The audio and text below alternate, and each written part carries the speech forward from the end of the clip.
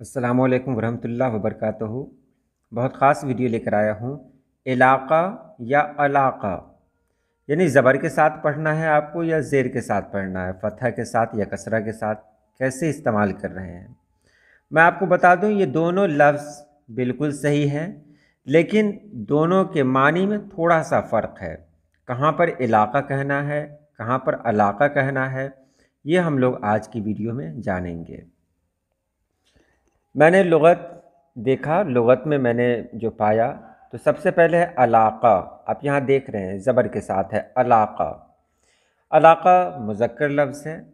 इसका मानी है तअल्लुक़, लगाव, राबता, दोस्ती, रिश्ता, सरोकार, निस्बत, नौकरी, ओहदा, काम, ज़िला, सूबा, परगना, इहाता, मिल्कियत, कब्ज़ा, ज़मींदारी, जायदाद, रियासत, हुकूमत, हुदूद, सरहद। आपने यहाँ पर देख लिया इतने सारे मानी हैं इलाक़ा के, जबकि इलाक़ा का मानी कम है, यानी इलाक़ा के जो मानी हैं वो कम है। तो इलाक़ा में जितने भी मानी हैं क्या वो सारे मानी नीचे आते हैं?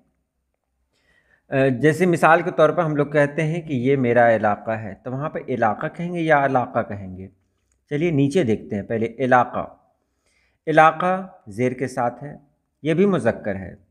किसी चीज़ से बंधी हुई या लटकी हुई चीज़, तलवार का डोरा, कूड़े या रकाब का तस्मा, हल्का, उसके बाद तुर्रे दस्तार, इतने मानी हैं। अब आपको देखना है कि जब कोई कहता है कि आप किस इलाक़े से ताल्लुक़ रखते हैं, ये सवाल आपके ज़हन में भी आएगा। आप किस इलाक़े से ताल्लुक़ रखते हैं, तो इलाक़ा का मतलब क्या होता है कि किस रियासत से ताल्लुक़ रखते हैं, या फिर किस सूबा से ताल्लुक़ रखते हैं, किस परगना से ताल्लुक़ रखते हैं। तो यहाँ पर क्या होगा, आप नीचे देखें किस हल्का से ताल्लुक़ रखते हैं, तो वहाँ पर इलाक़ा न होकर अलाक़ा अगर बोला जाए तो वो सही है। हालांकि इलाक़ा भी अगर कहीं बोला गया तो यहाँ देखिए यहाँ के मानी में है हल्का, और हल्का ज़ाहिर सी बात है ज़िला, सूबा, परगना में आ ही जाता है, लेकिन इलाक़ा जो बोला जाता है वो कम है। यहाँ देख सकते हैं आप इलाक़ा के जो मानी है वो मानी आमतौर पर हम लोग इस्तेमाल में नहीं लाते हैं।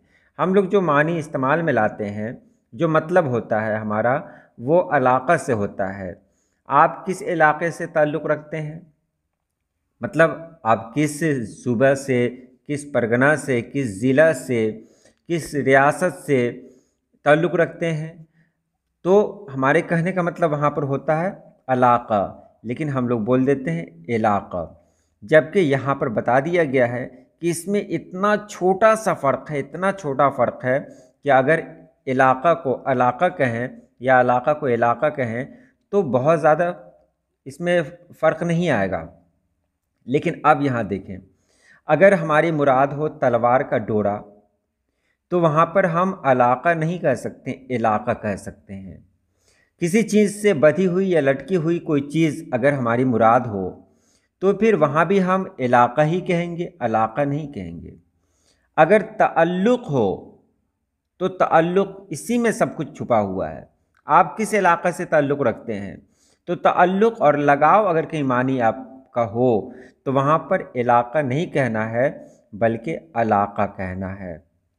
आप देख लें, हम लोग जो इस्तेमाल करते हैं, मैं फ़लाँ इलाक़े का रहने वाला हूँ, तो वहाँ इलाक़े नहीं है, वहाँ अगर सही में देखा जाए तो वहाँ इलाक़ा ही बोला जाएगा, ज़बर के साथ बोला जाएगा, क्योंकि ऊपर भी आप देख रहे हैं ताल्लुक़, लगाव ये सब है, तो वहाँ पर इलाक़ा बोलना ज़्यादा सही रहेगा, क्योंकि इलाक़ा का जो मानी है वो थोड़ा अलग है। तो आज के लिए इतना ही। अल्लाह पाक आप सभी लोगों को खुश रखे, आबाद रखे। अल्लाह हाफिज़।